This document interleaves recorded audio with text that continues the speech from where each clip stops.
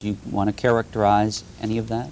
Yeah, look, I mean, I know that a lot of people who will, in the ordinary way, when it's some imprisoned Czechoslovakian playwright like Václav Havel, who's actually on trial this week, or someone in Chile or South Africa or Poland, will, automatically sign. There's a list, everyone sort of knows it, people you can call, famous American writers who will put their names to a defense of the freedom of others not so fortunate. In this case, some of these people decided to pass.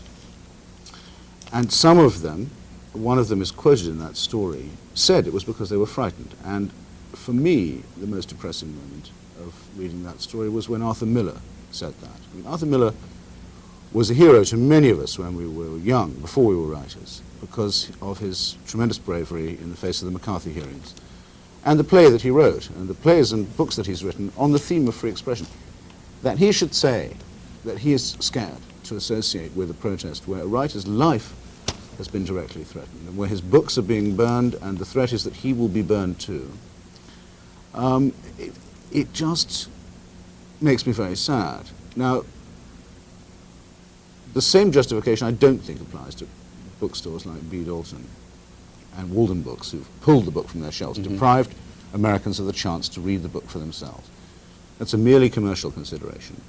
They haven't been threatened. They aren't. No one's asked to go on TV and show their face and say, give the Ayatollah the lie and say, all right, I don't care what you think. I prefer to exercise my rights. And then we have, sorry to drone on, Bruce, but just one final thing before we say. I think it's been very sad that the religious leaders of the country have been so feeble. They've all either said nothing, or, as in the case of Cardinal Archbishop O'Connor of New York, have said they think the book is blasphemous.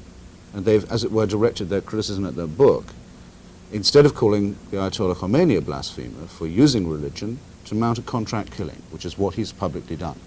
So that's my take, since you asked. All right, and we've got you here in part because you wrote this column that appeared in the Friday edition of the New York Times, Now Who Will Speak for Rushdie?